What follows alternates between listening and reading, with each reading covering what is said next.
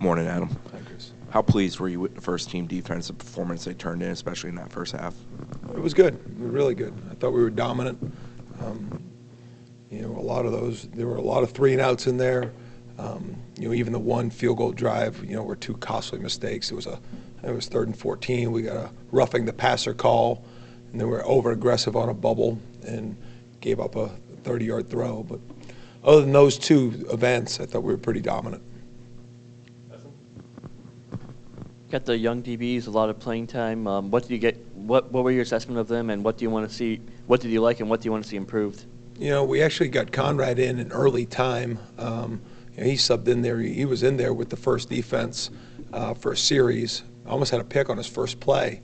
Ball had hit the ground. So that was the plan. So he got in there fairly early. Ashland Barker got in there fairly early. And then we got a chance early in that third quarter to get the rest of them in there. And it was good. You can't replace game time, and you try to replicate it on the practice field.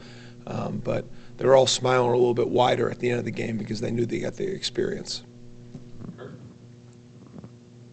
Coach Norvell mentioned I think it was 102 guys and all played. I think 50 of them were on defense. How valuable are these games? I mean, I think not many of the first team guys played above like 25 snaps. I mean, both for what you can do for those young guys getting them the in-game experience, but also, I mean, it's early in the season, but it's a long season. The lesser loads you can get for the guys you're going to rely on a lot. Yeah, I mean, Kurt, we try to get out in front as fast as we can in every game, but when that opportunity happens, I mean, I looked up and there were 14 minutes to go in the third quarter, and I'm making the call to the defensive staff, and I'm starting to look up at the clock, and then I think we went down and scored again. So it was just when we're putting some of these guys in, obviously we think there's a chance that they can help us at one point, especially this year.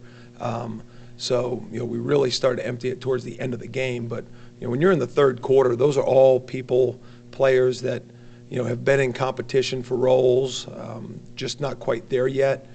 Is it just experience that they need? Maybe, but I think it helps us. It helps build the team. I mean, when you could sit down at a team meeting, there's 100 guys that played in the game.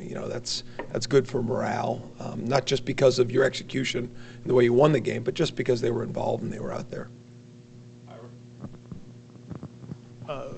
A lot of some of the guys that you guys coach now weren't even alive when 9/11 happened. And I know Coach Norvell said he talked to the team about it, and Boston College is going to have their red bandana game.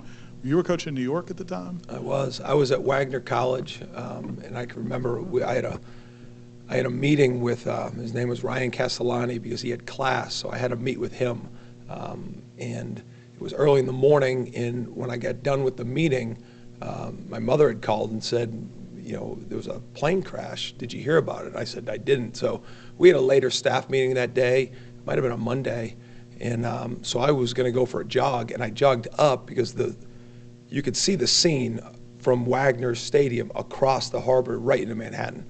And so I went to the stands, I looked across, and both towers were on fire. I could kind of see it, and I had no idea because I was by myself jogging.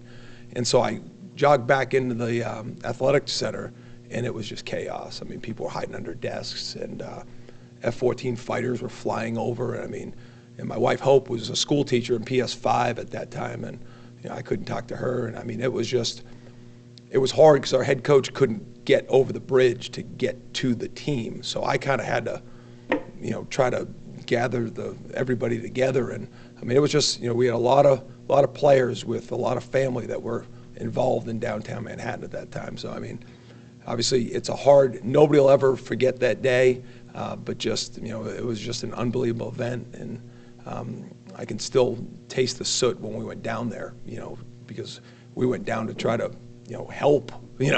Our actually equipment manager, John Houlihan, was an FDNY firefighter, retired, and he went right in.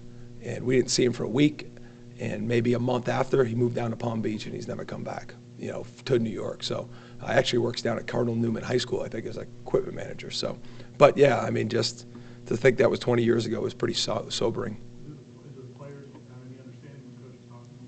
I don't know. It's not one of those events that, you bring up all the time. It takes days like this, unfortunately, to kind of, talk about it. But, I found myself sharing, my events with our staff at times because you were there, and it was so close. So, I think it's our job to educate these guys that weren't there because it's all part of our history. And I don't know how it affects them or how they think of it right now.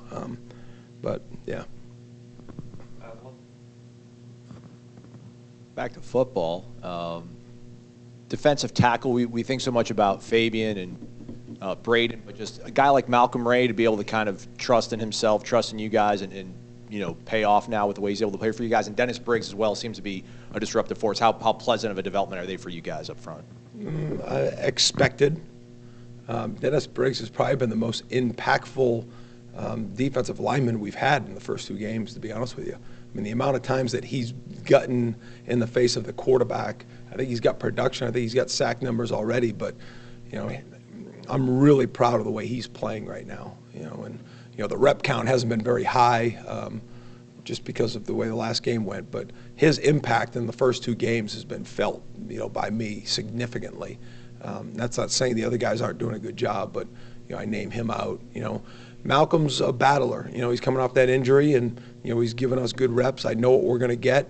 I think his technique and his comfortability with coming back off that injury from last year is a constant work in progress. But he plays meaningful snaps for us, and he's part of our D-line rotation.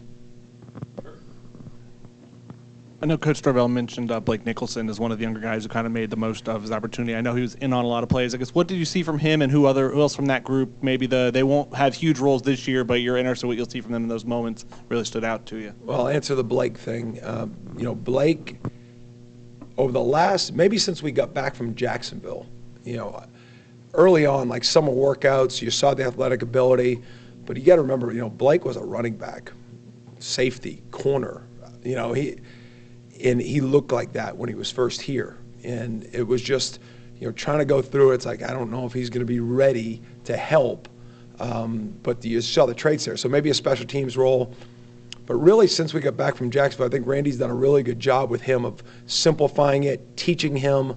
And, I remember some of the questions Blake would ask me, and I'd give him the answer and walk away and be like, oh, boy, this could be a while.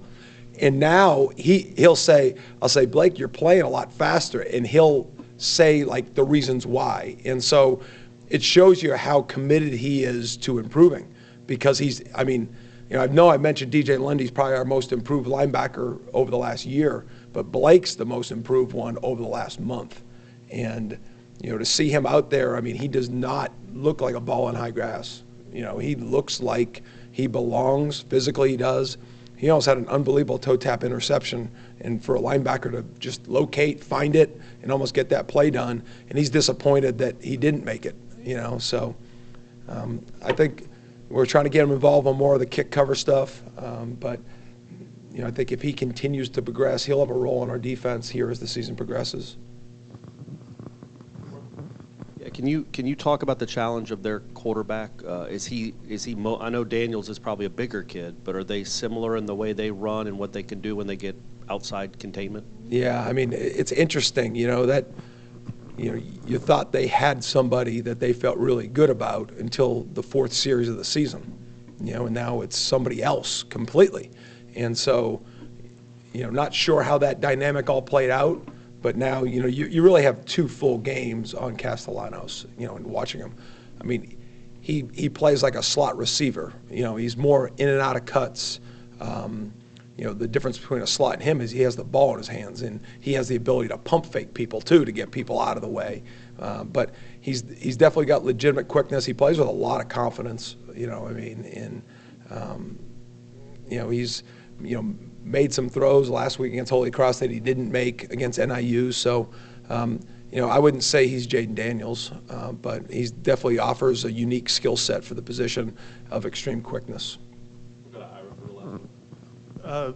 Southern Miss didn't seem like they were going to hold the ball very long, the quarterback. So Jared probably didn't get a lot of opportunities, none of the pass rushers necessarily. But how is Jared handling not putting up big numbers? There's so much hype on him. There's so many expectations. And I'm sure he's happy with the way the defense is playing, but how's he handling not getting big numbers yet? Yeah, I actually complimented him. I thought his game against last week against Southern Miss was actually even a cleaner game than it was against LSU, and he probably had more of an impact statistically against LSU. And I thought he actually played really well, against Southern Miss. And trust me, as the game gets going, he's one of them. Like, tell JB to put me in, coach, put me back in, right? And it's all right, Jared. Just make sure you root for these guys right now, But I thought I thought he played a really clean, aggressive, fast game, and he had two. On the pick six, he counted the level, and usually we have to block the quarterback when we pick the ball off. It's part of the routine. Well, he was on top of him the entire play, so that helped. One of Dennis Briggs' sacks, he overrushed and just with great effort, basically got in on it. And I thought Jared played a really good game. And so, back to work this week, and I think we all know his production will be there, when the end of the season comes. The biggest thing is he's helping our football team. Thanks, guys.